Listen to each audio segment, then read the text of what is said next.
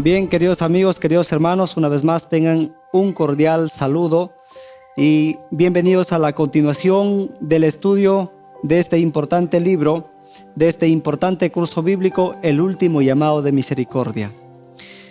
En esta oportunidad nos toca estudiar el tema titulado El vino de la ira de Dios. Es un importante tema en el cual nosotros tenemos que ver que el vino de la ira de Dios es prácticamente el resultado de haber rechazado su llamado, de haber aceptado la marca de la bestia, que lo vamos a ampliar más en este importante estudio. La pregunta número 1 dice: ¿qué es el vino de la ira de Dios? Tenemos los textos bíblicos que se encuentran en Lucas capítulo 10, versículo 14. También tenemos en Juan capítulo 2, de versículos 14 al 17 y Apocalipsis 15:1. Bien, empezamos por Lucas. Por tanto, en el juicio será más tolerable el castigo para Tiro y Sidón que para vosotros. En esta oportunidad Jesucristo se encontraba en Capernaum. La luz del evangelio había llegado a ese lugar. Jesucristo había hecho muchos milagros en medio de ese pueblo. Pero lamentablemente la incredulidad del pueblo era impresionante, porque aún así rechazaban a Jesucristo. Y él lanzó una profecía lamentable para ellos, que dice que el castigo sería más tolerable para Tiro y Sidón, ciudades paganas que quedaban al norte de Jerusalén, que no tuvieron la luz, que para Capernaum, que sí tuvo la luz. Ahora vemos también en Apocalipsis 14, capítulo 15, versículo 1, dice: vi en el cielo otra señal, grande y admirable, 7 ángeles que tenían las 7 plagas postreras, porque en ellas se consumaba la ira de Dios. También vemos otro incidente que se encuentra en Juan capítulo 2, 14 al 17, donde nos menciona que nuestro Señor Jesucristo, cuando fue al templo a visitar, era en tiempo de Pascua, encontró a los dirigentes del pueblo negociando en la fiesta, en los atrios del templo. Habían traído muchos animales con los cuales se celebraban los sacrificios de la Pascua, y esos animales eran vendidos a quienes tenían que realizar esos sacrificios. Pero eran vendidos a unas sumas exuberantes, y aparte que tenían que hacer el cambio con la moneda del santuario. Y Jesucristo dijo: mi casa será llamada casa de oración, pero ustedes la habéis convertido en cueva de ladrones.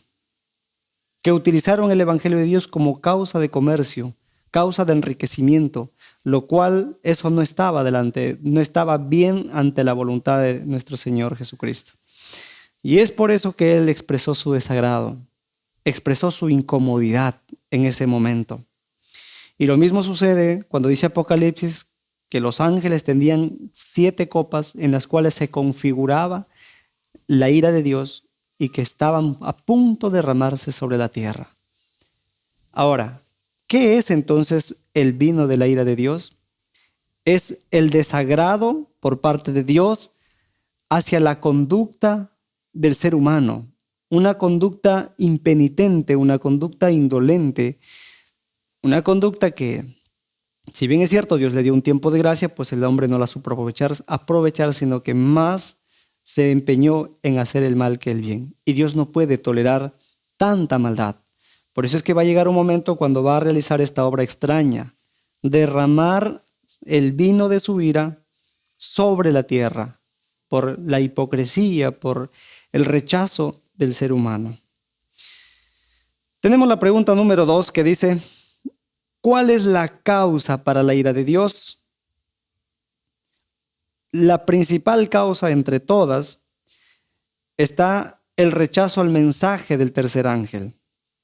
En Apocalipsis 14, versículos del 9 al 11, dice: y el tercer ángel le siguió diciendo a gran voz: si alguno adora a la bestia y a su imagen y recibe la marca en su frente o en su mano, él también beberá del vino de la ira de Dios, que ha sido vaciado puro en el cáliz de su ira, y será atormentado con fuego y azufre delante de los santos ángeles y del Cordero. Y el humo de su tormento sube por los siglos de los siglos, y no tiene reposo ni de día ni de noche los que adoran a la bestia, a su imagen, ni nadie que reciba la marca de su nombre.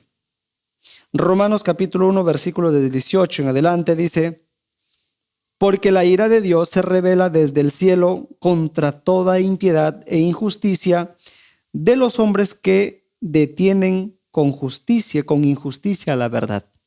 Bien, en estos textos bíblicos nosotros estamos entendiendo de que la causa por la cual Dios se enoja contra el ser humano, contra el planeta Tierra, es porque el planeta Tierra todo, hasta en esta instancia, ha sido subyugado por este poder opresor que es el papado y los Estados Unidos, para que le rindan homenaje, es decir, al papado.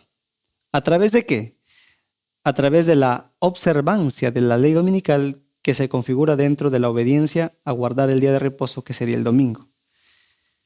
Entonces, toda aquella persona que en el último tiempo adora la imagen de la bestia, adora a la bestia, es decir, guarda el domingo, como resultado recibirá el vino de la ira de Dios. Pero no solamente aquellas personas, porque hay muchas personas que ya bajaron a la tumba antes de que se decrete la ley dominical. Por eso es que aquí es importante considerar Romanos, donde dice que la ira de Dios se revela desde el cielo contra toda impiedad, contra toda injusticia de los hombres, porque detienen la verdad con injusticia.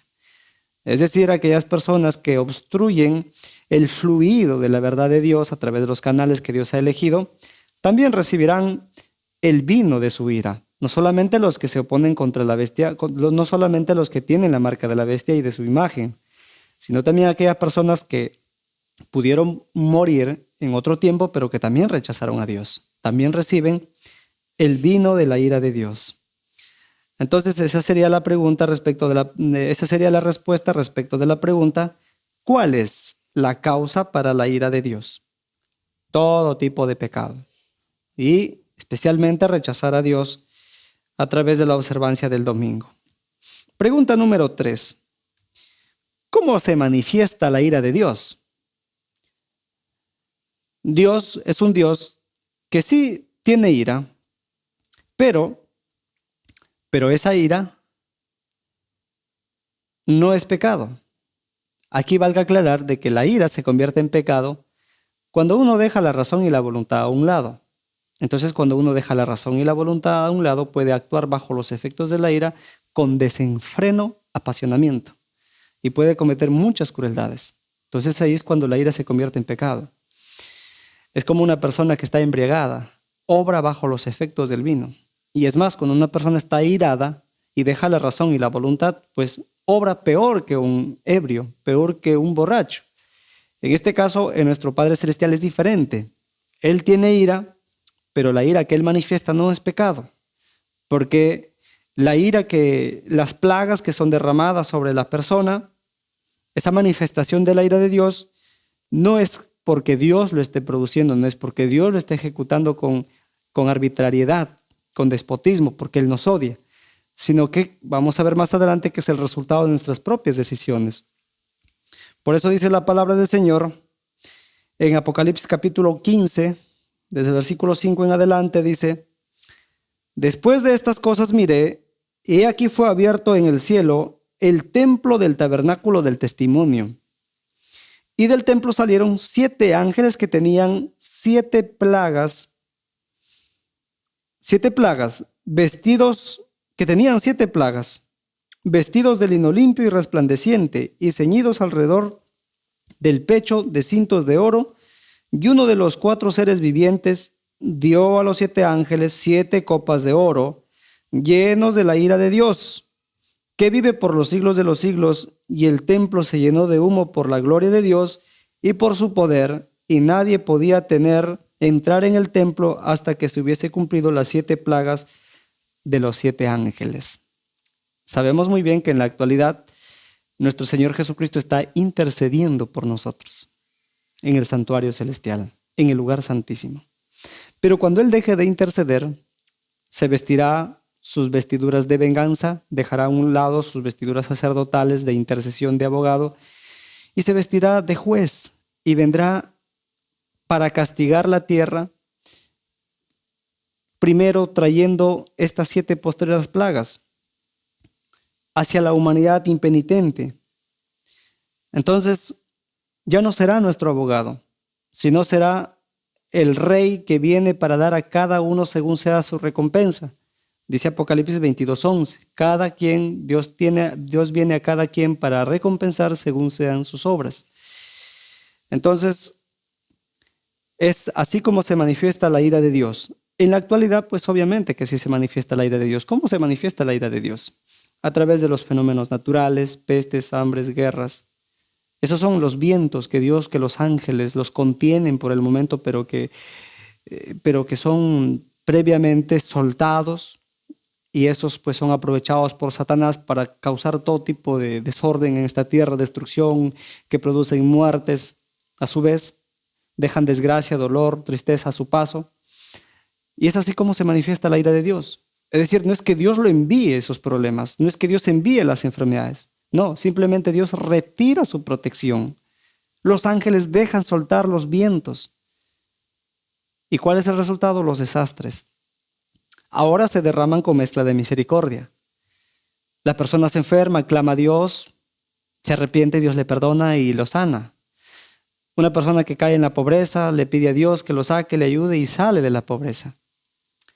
Y mucha gente así Dios lo recupera. Si sufre una enfermedad por sus malos resultados, malas decisiones, Dios lo restaura a la persona. Es decir, se manifiesta con mezcla de misericordia su ira. Pero llegará un momento cuando Él deje de interceder y esa ira se derramará sin mezcla de misericordia. Es así como nosotros venimos estudiando en este curso, cómo es que se manifiesta la ira de Dios. Todo eso está contenido, configura la ira de Dios. Plagas, pestes, hambres, enfermedades, sequías, el calentamiento global. Y cuando Él deje de interceder por los seres humanos, se derramará las 7 postreras plagas. Interesante. Muy importante para tener en cuenta esto. Pregunta número 4. ¿Quiénes experimentan la manifestación de la ira de Dios? Habíamos visto en primera instancia cuál es la causa para que se manifieste la ira de Dios. Adorar a la imagen de la bestia, a la bestia, tener su marca en nuestro ser, que es la observancia del día domingo, aceptarlo como un día de reposo. Entonces, esa es la causa principal. Y también dejar a Dios a un lado. Pero ¿quiénes experimentan la ira de Dios? Juan 3:18 dice: el que en Él cree no es condenado, pero el que no cree ya ha sido condenado porque no ha creído en el nombre del unigénito Hijo de Dios. La condenación expresada en este texto bíblico está condicionada por lo mismo que establece la palabra del Señor. En primer lugar, cuando viene la luz hacia la persona empieza a descubrir de que está en pecado, de que necesita de un Salvador. Ese es el primer paso. Es una oportunidad de salir de la condenación, de escapar de la condenación.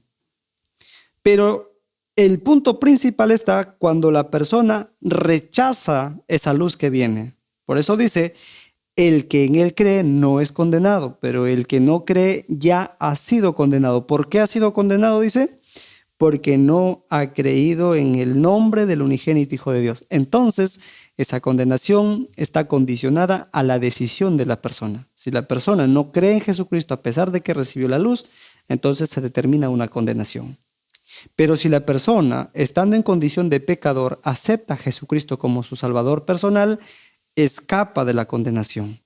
Entonces, ¿quiénes experimentarán la manifestación de la ira de Dios? Los que no creen en la salvación de Dios, y aparte de ello, los que reciben la marca de la bestia, que es la imposición del falso día de reposo, que es la observancia del domingo. Apocalipsis capítulo 16, versículo 2 dice: fue el primero y derramó su copa sobre la tierra, y vino una úlcera maligna y pestilente sobre los hombres que tenían la marca de la bestia y que adoraban su imagen. Entonces, en este texto bíblico encontramos que la primera plaga que está configurada dentro de la ira de Dios, pues es una úlcera maligna. Y esa úlcera podemos verla hoy en este tiempo. Es el cáncer, ¿no? El cáncer a diferentes partes del cuerpo que empieza a carcomerlo, empieza a destruir a la persona en vida. Y poco a poco se intensifica hasta que la persona termina muriendo bajo los efectos de esta enfermedad terrible. Imaginémonos, cuando sean derramadas las 7 postreras plagas, cuando no haya intercesor, cuando Jesucristo ya haya dejado de interceder por la humanidad, será suelta esta plaga, vendrá esta úlcera maligna a todas las personas. Y ya será sin mezcla de misericordia. Muy bien, entonces estas personas serán los que reciben la ira de Dios, los que adoran a la bestia, los que se apartan de Dios, los que no creen en Jesucristo. Pregunta número 5. ¿Qué son los castigos de Dios? No, ¿qué son los castigos, los juicios, la destrucción y la muerte que la Biblia lo describe como si procediesen de Dios? ¿Qué son? Números capítulo 32, versículos 23 dice: Mas si así no lo hacéis, he aquí habréis pecado ante Jehová, y sabed que vuestro pecado os alcanzará. Ya lo estábamos viendo previamente en las preguntas anteriores, pero aquí lo estamos ampliando. ¿Qué son esos castigos, los juicios de Dios, la destrucción, la muerte que la Biblia describe como que si procediesen de Dios, como si Dios le estuviese enviando? Entonces aquí la Biblia habla claramente: tus pecados te alcanzarán, vuestras iniquidades te alcanzarán. Jeremías 2:19 dice: tu maldad te castigará y tus rebeldías te condenarán. Sabe pues, y ve cuán malo y amargo es el haber dejado a Jehová, tu Dios, y faltar mi temor en ti, dice el Señor Jehová de los ejércitos. Gálatas 6:7 dice: no os engañéis, Dios no puede ser burlado, pues todo lo que el hombre sembrare, eso también segará. Otro versículo, Proverbios 25:22. Prenderán al impío en sus propias iniquidades, y retenido será con las cuerdas de su pecado.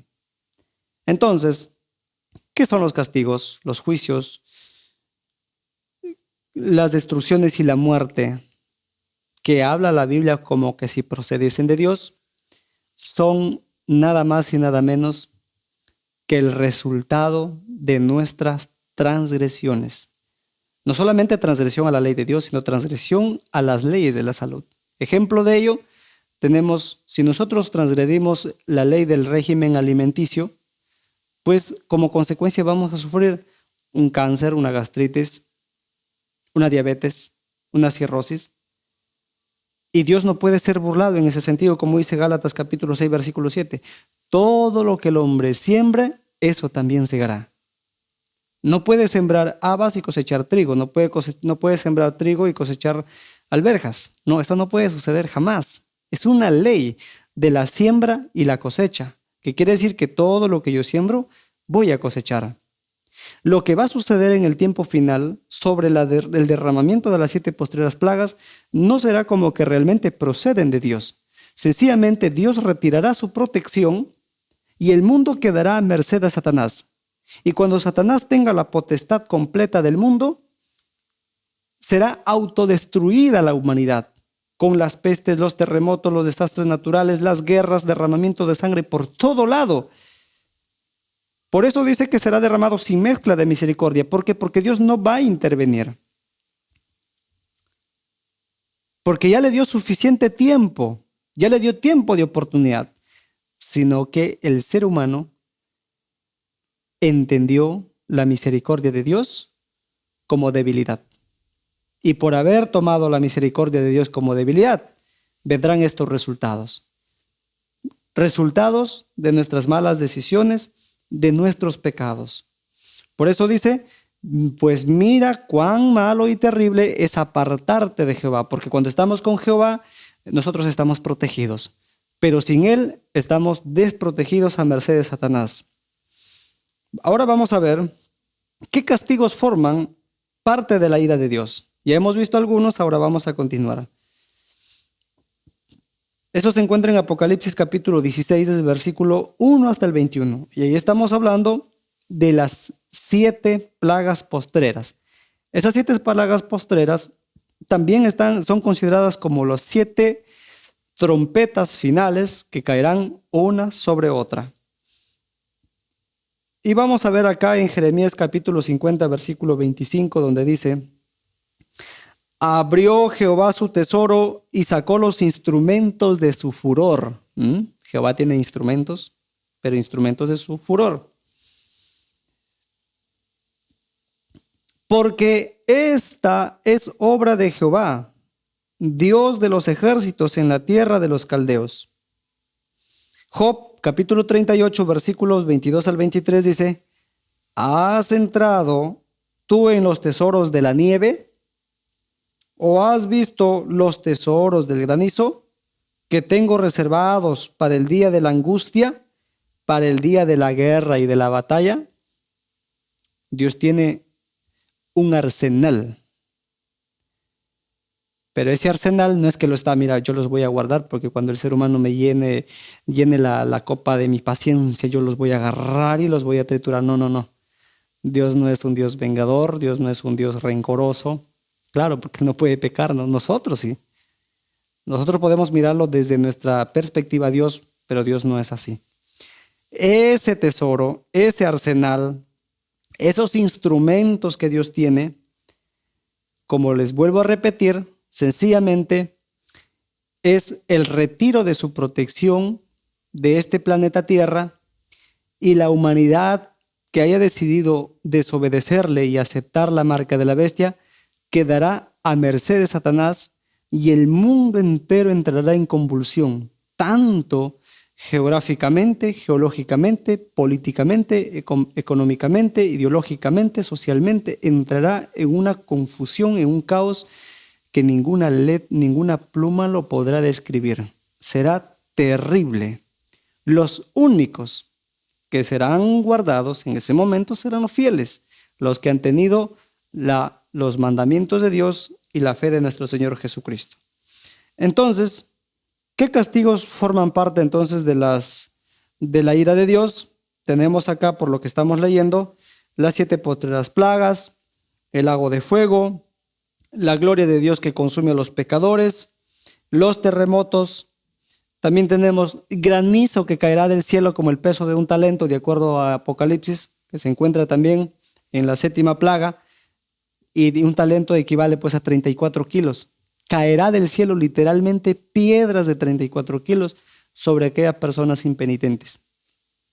Entonces, esos son los castigos de Dios que forman parte de su ira. Bien, vamos a pasar a la pregunta número 7, que dice: ¿qué representa el tormento con fuego y azufre, cuyo humo sube por los siglos de los siglos, y qué entendemos que los perdidos no tienen reposo ni de día ni de noche? Bien, vamos a ver primero qué representa el fuego y azufre, cuyo humo sube por los siglos de los siglos. Primero veamos Judas capítulo 1, versículo 7. Como Sodoma y Gomorra y las ciudades vecinas, las cuales de la misma manera que aquellas, habiendo fornicado e ido en pos de vicios contra naturaleza, fueron puestas, por ejemplo, sufriendo los castigos de fuego eterno. Aquí encontramos una frase muy importante. Dice que Sodoma y Gomorra sufrió castigos de fuego eterno. Literalmente, Sodoma y Gomorra fue calcinada, fue incendiada, porque fuego cayó del cielo sobre Sodoma y Gomorra. Pero ahí dice fuego eterno. Vamos a tener en cuenta ese término, fuego eterno. Sigamos leyendo. Segunda de Pedro 2:6 dice: y si condenó por destrucción a las ciudades de Sodoma y Gomorra, reduciéndolas a ceniza y poniéndolas por ejemplo a los que habían de vivir impíamente. Bien. La Biblia se interpreta a sí misma. No podemos darle una interpretación aislada. Ese fuego, ese humo que sube por los siglos de los siglos, descrito en Apocalipsis,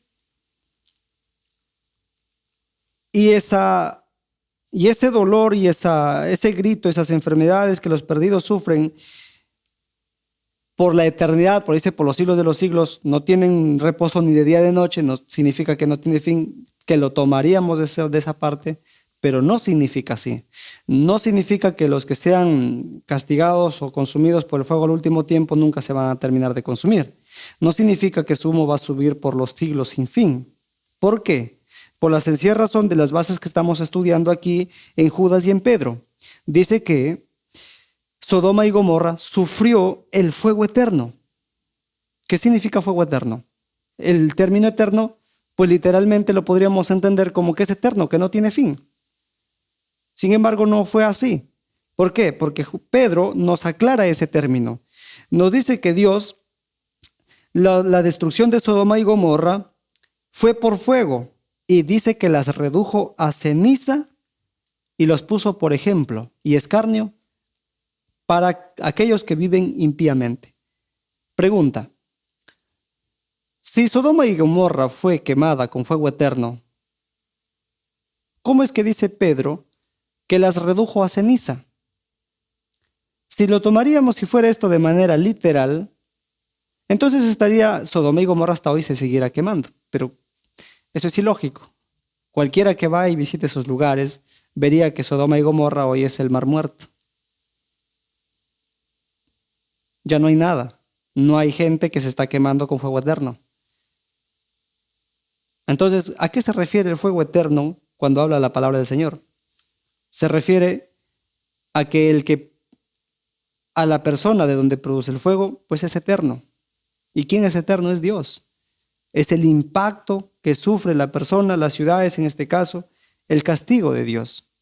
Pero ya habíamos visto que no es castigo que procede provocado por Dios, sino es el resultado de nuestras propias acciones, de nuestros propios pecados. Por eso es que Pedro dice que las redujo a ceniza, es decir, su castigo terminó. Ahora vemos en Malaquías capítulo 4, versículo 1, para aclarar más esto. Dice: ¿por qué aquí viene el día ardiente como un horno y todos los soberbios y los que se hacen maldad serán estopa? Aquel día que vendrá los abrazará, ha dicho Jehová de los ejércitos, y no dejará ni raíz ni rama. La raíz es Satanás, la rama son sus ángeles y sus secuaces, todos los que le obedecieron a él, todos los que rechazaron a Jesucristo. Entonces aquí Malaquías dice claramente que no dejará ni raíz ni rama, literalmente. O sea que no es que los Satanás, los demonios y las personas que se pierden, no es que seguirán ardiendo por los siglos de los siglos, porque eso va en contra del principio de la misericordia de Dios. Dios no se complace en el sufrimiento de las personas. Eso es ilógico. De que va a haber un tiempo de que pueden quemarse, sí, pero no, eso no significa que se van a quemar por toda la eternidad, porque así lo establece la palabra de Dios. Ahora vamos a ver otro texto bíblico. Ezequiel capítulo 28, versículo 18 dice: con la multitud de tus maldades y con la iniquidad de tus contrataciones, profanaste tu santuario. Yo pues saqué fuego de en medio de ti, el cual te consumió y te puse en ceniza sobre la tierra a los ojos de todos los que te miran. Esto es lo que va a suceder con Satanás. Dios lo va a hacer ceniza. Pero otros se preguntarán: si un ángel no tiene cuerpo material, es espíritu, ¿sí? Es espíritu Satanás. Entonces, ¿cómo el fuego que es físico va a tener poder sobre ese cuerpo espiritual? Bien, es que Dios es todopoderoso. Para Dios no hay nada imposible. Recordemos que la especialidad de Dios es lo imposible. Él va a hacer que Satanás sea consumido por el fuego. Isaías 66, 24. Y saldrán y verán los cadáveres de los hombres que se rebelaron contra mí, porque su gusano nunca morirá, ni su fuego se apagará, y será abominable todo hombre. Entonces, no significa que nunca dejarán de consumirse, de quemarse. Sí, sí se terminarán de consumir, porque claramente dice la palabra que serán hechos ceniza, no dejarán ni raíz ni rama, sino que el fuego que procede de Dios es considerado como eterno porque Dios es eterno. Bien, vamos a ir a la última pregunta, que es la pregunta octava. ¿Qué debemos hacer para escapar de la ira de Dios? Ya hemos visto qué es la ira de Dios, en qué está constituida, qué castigos están configurados dentro de la ira de Dios, quiénes recibirán la ira de Dios. Ahora, ¿cómo escapar de la ira de Dios? Colosenses 3:3 dice: porque habéis muerto y vuestra vida está escondida en Cristo en Dios, con Cristo en Dios. El versículo 6, capítulo 2. Por tanto, de la manera que habéis recibido al Señor Jesucristo, andad en él. Otro, Proverbios 18:10. Torre fuerte es el nombre de Jehová, a él correrá el justo y será levantado. Hebreos 4:16. Esconder nuestra vida en Cristo y en Dios, andar por fe, acudir a Dios, haciendo de Él nuestro amparo y fortaleza, nuestro pronto auxilio, recibir la señal en la frente. Entonces, lo que nosotros estamos viendo acá es claramente que la forma de cómo nosotros vamos a escapar de la ira de Dios es escondiéndonos en Cristo, es refugiándonos en Él. ¿Qué significa escondernos en Cristo y refugiándonos en Él? Aceptarlo como nuestro Salvador, apropiarnos de su justicia, y no solamente apropiarnos de su justicia, sino también vivir en santidad, estar viviendo a la altura de la luz que Dios nos ha dado. Si nosotros hacemos eso, tengamos la seguridad de que seguramente seremos protegidos en el momento cuando vendrá el derramamiento de la ira de Dios. Será derramado para los impenitentes, pero para nosotros, los que nos hemos refugiado en Cristo, seremos salvaguardados de ese momento tan terrible. Así que Dios nos ayude en el nombre de Jesús. Amén.